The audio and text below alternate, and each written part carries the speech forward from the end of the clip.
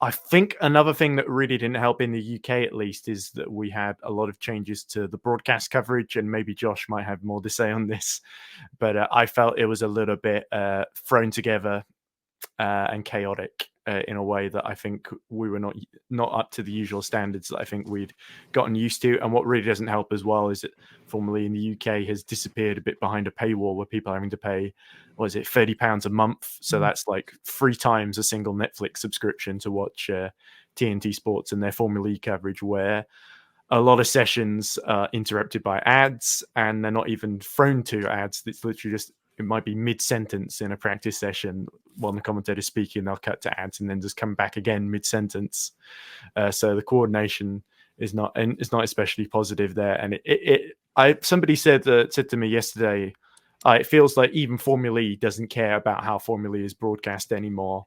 And arguably it's been patchy in several countries over the years as well. But I think the overwhelming comments you were getting about the race were negative, and I think because there wasn't too much to write home about in terms of a close race at the front with Pascal controlling it, the conversation inevitably turned to sort of criticisms of the coverage. I think some of them are a little harsh, but others I think are definitely things that they need to work on in terms of their presenting team, getting them to gel a bit better, because a lot of them, without wanting to name names, felt like they were floundering or didn't have a whole lot to add, to be honest. One or two did a very good job though.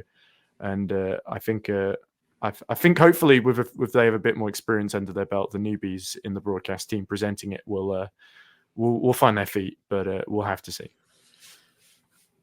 We stayed in the group chat after the commentary yesterday, all of us, and we were having a discussion for like 30, 45 minutes or so, and we were talking about the broadcast as well. I mean, from our side, commentating, it was no different. We were all right. Once we started our show, we were right back into the groove of it.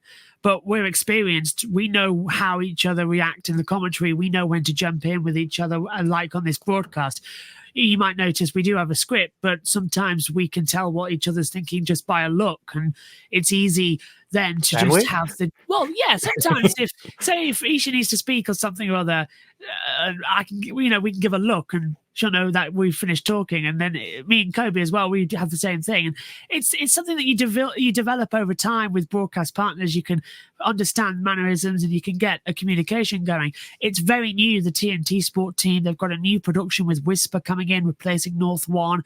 Aurora Media still doing the world feed of the sessions. So it'll take time for it all to bake together very nice and get it all well and truly done with the cherry on top. But I must admit, there were a few bits in the broadcast before we started our coverage that I was going, that's not good, because we had hosts that were unaware that they were on camera, looking down at their iPad, typing things. We had them going like that with their noses as well. One of them, I even swear I saw putting their mobile phone directly behind them in their pocket. It's just, that's camera direction that needs work on as well, and earpieces to have communication to the gallery. So there's a few bits that can be turned around. So to me, the production side wasn't up to it. I thought Tom Brooks, though, did an absolutely outstanding job. A brilliant commentator as well. Really enjoyed him. Ryan as well, the same with the CBS commentary. I've been able to hear some of that. He was top dollar as well, as they moved to integrate that for the American viewers. And I thought it was really good, commentary-wise. There's a few that need work. The racing itself, as Ed said, if it was more exciting, they wouldn't be talking about all the problems with the production. It wasn't that great. I get carried away in the commentary box, so I was loving every second of it, especially in the early stage, dancing up and down, enjoying that racing was back. Thinking back on it now the next day, I can see the problems. I understand where things need to be improved upon for Diriyah. It probably will be.